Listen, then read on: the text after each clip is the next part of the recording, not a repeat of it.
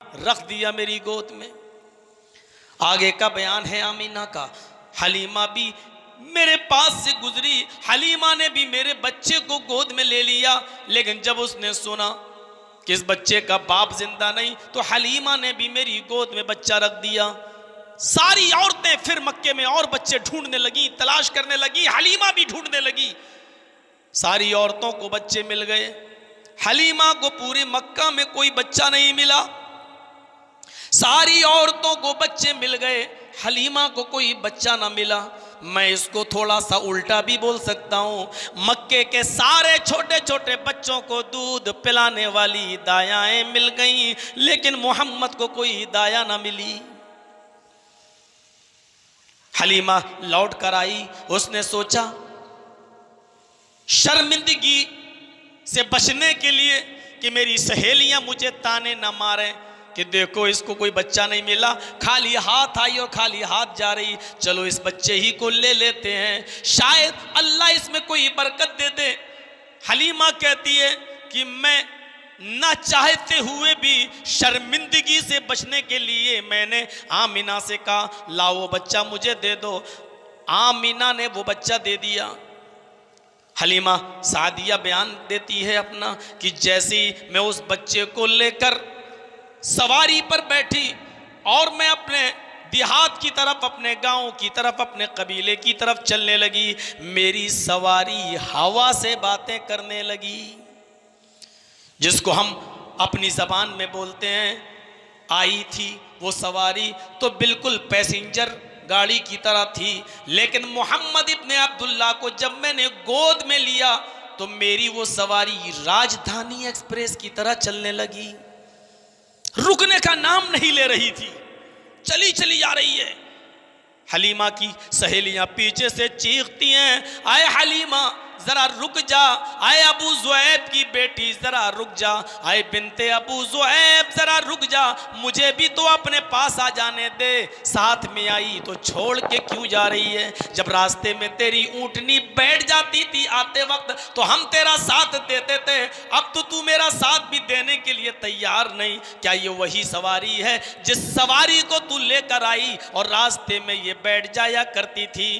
हलीमा पीछे मुड़ के कहती है हाँ ये वही सवारी है, पता नहीं क्या हो गया है, ये हवा से बातें कैसे कर रही है, इतनी तेज क्यों बढ़ रही है, रुकने का नाम क्यों नहीं लेती है, इस सवारी को क्या हो गया? और फिर हलीमा का अपना बयान है, काजी सुलेमान मंसूर पूरी नकल करते हैं। हलीमा चीखती हुई कहती है, बाखुदा मुझे तो इस बच्चे में ही कोई बरकत नजर आती है, मुझे तो इस बच्चे का ही कोई चमत्कार नजर आता है। फिर हलीमा ने उस बच्चे को जिस तरह पाला, हलीमा की अपनी बकरी इतना दूध नहीं देती थी कि वो हलीमा की अपनी बेटी पेट भर के दूध पी सके। हलीमा को तशवीश थी कि अब तो मेरे दो बच्चे हो गए, एक तो मेरी अपनी बेटी और दूसरी मोहम्मद, मेरी बकरी मेरी बेटी के पेट भरने का दूध नहीं देती, अब मोहम्मद का भी पेट भरना कैसे भरूं? बर्तन लेती है, पढ़िया रहीकुल मखदूम आगे बढ़ती है और जैसे ही उसने बकरी के थन से दूध निकालना शुरू किया, खुश्क थनों से ऐसे दूध निकलना शुरू हुआ जैसे सावन भादों की बारिश हो रही हो, पानी की तरह दूध गिरने लगा और बर्तनों की बर्तन भरने लगे। हलीमा का शौहर चीख पड़ा, हलीमा तू किसी बासादत रूह को लेके आई है, किसी बासादत बच्चे को लेके आई है, किसी नेक बच्चे को तू लेके आई है। इस बच्चे के मुबारक कदम पड़ते ही उसने हमारे घर में बरकतों के दरवाजे खोल दिए। यहां से बचपना शुरू होता है नबी अकरम का। और पढ़िए अर्रहीकुल मखतूम में 6 साल और काजी सुलेमान सलमान मंसूर पूरी रहमतुल्लाह अलैह की तहकीक के मुताबिक 4 साल जब अल्लाह के नबी वहीं रह रहे हैं और हलीमा सादिया के पास हैं और जंगल में बकरियां चराने के लिए हलीमा की बेटी गई थी और मोहल्ले के कबीले के बहुत से लोग मोहम्मद को भी अपने साथ ले गई।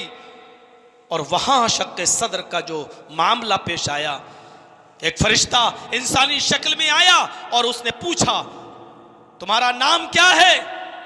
आपने अपने अंदाज में कहा मोहम्मद। उठाकर ले गया और एक पहाड़ के दामन में ले जाकर लिटा देता है और सीने को चीर देता है, दिल को निकालता है। और अल्लाह के नबी बयान करते हैं कि उसने जो एक खराब किस्म का लोथड़ा था दिल से, उस लोथड़े को निकाला और फेंक दिया। याद रखिएगा, हर इंसान के दिल में वो लोथड़ा होता है। आजकल मेडिकल जो सर्जन हैं, डॉक्टर जो हार्ट का सर्जरी करते हैं, उनसे पूछिए, वो लोथड़ा जो होता है वो सब के अंदर होता है। और उसी लोथड़े के अंदर कीना, कपट, हसद, बुग़्ज़, इनाद, दुश्मनी जो होती है एक दूसरे के खिलाफ, वो उसी लोथड़े में होती है। चूँकि मोहम्मद रसूलुल्लाह का दिल हसद, कीने, बुग़्ज़, इनाद से साफ रखना था, इसलिए उस लोथड़े को निकाला और फेंक दिया। ये तहकीक है काजी सुलेमान मंसूरपुरी रहमतुल्लाह अलैह की। मेरे भाइयों, उस लोथड़े को निकाला और फेंक दिया और फिर दिल को दूसरे फरिश्ते से कहा, इस फरिश्ते ने जमजम का पानी, माए जमजम लाओ। जमजम का पानी लाया गया और जमजम के पानी से नबी अकरम के दिल को धोया गया और फिर वैसे ही दिल में रख कर हाथ फेर दिया गया। नबी अकरम सल्लल्लाहु अलैहि वसल्लम चलने लगे। इधर इन बच्चों ने देखा कि मोहम्मद का सीना चीर दिया गया।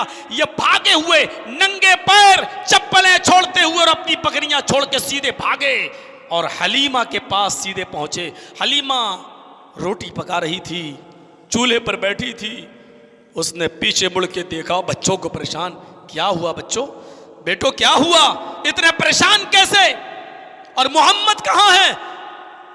तुम लोग लेके गए थे और मैं तुम लोगों को देख रही हूं, मोहम्मद नदारत गायब। इन सारे बच्चों ने बैग जबान का कोतिला मोहम्मद, मां आए हलीमा, मोहम्मद कत्ल कर दिए गए, मोहम्मद तो मार डाले गए।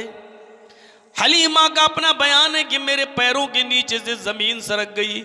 मैं अब्दुल मुत्तलिब को क्या जवाब दूंगी, मैं आमिना को क्या जवाब दूंगी। मैं दौड़ती हुई जंगल में गई, इधर झाड़ी देखी, उधर झाड़ी देखी, लेकिन जब मैं आगे बढ़ी तो एक पहाड़ी के दामन से मोहम्मद रसूलुल्लाह को टहलते हुए अपनी तरफ आते हुए मैंने देखा।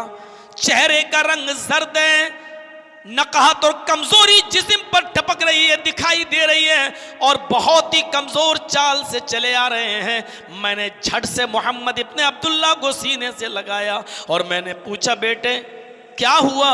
आपने अपनी पूरी बात बताई। माँ कोई था, मुझे यहाँ से ले गया, नाम पूछा, पहाड़ के दामन में ले जाकर उसने मेरे सीने को चाक किया और उसने मेरा सीना निकाला। उसने जमजम के पानी से धोया, एक ख़राब किस्म का लोथड़ा निकाल के बाहर फेंक दिया। माँ मुझे ये सब याद है। हलीमा कहती है, बेटे जब उसने सीना चीरा तो तुम्हें मालूम था? हाँ। जब दिल धो रहा था तो तुम्हें मालूम था? हाँ, मुझे सब होश था। हलीमा कहती है, मुझे उस बच्चे की बात पर यकीन नहीं हुआ, ये नई नई चीजें बताने लगा और ऐसे ही मामले इसके साथ होते। मैं डर गई कहीं ऐसा ना हो कि इसको कोई खतरा हो जाए और फिर बाद में आमिना मुझसे बेटा तलब करे और मैं बेटा ना दे सकूं।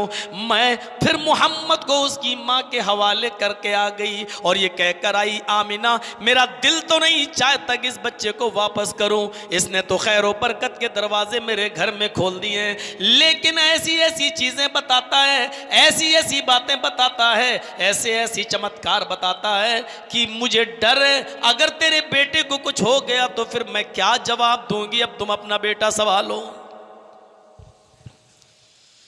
आमीना का बयान है, मैं 6 साल के थे मोहम्मद, मैं यसरब ले गई। अब सुनिए मंजर, मैं यसरब ले गई, मेरे माँ बाप का घर यसरब में था, मदीने में था। मैं मोहम्मद को उनके मामू मुमानी के पास ले गई, मैं उनको उनके ननियाल में ले गई। 1 महीना मदीने में हम लोग रहे और फिर वहाँ से हम वापस लौटे मक्के की तरफ। मैं अपनी ससुराल की तरफ आ रही थी, मक्के की तरफ आ रही थी। मदीने से कुछ गुजरने के बाद हम मकाम अबुआ पर पहुँचे। मेरे बेटे की उम्र 6 साल थी। मैंने कहा, बेटे क्या तुम अपने अब्बू की कब्र देखोगे? 6 साल का बच्चा अब अच्छी तरह जानता है कि मौत क्या होती है और मरते हैं इंसान तो फिर कभी जिंदा नहीं होते हैं। हाँ? 6 साल के बच्चे मोहम्मद इब्ने अब्दुल्लाह, माँ आमीना लेकर गई मकाम अबुआ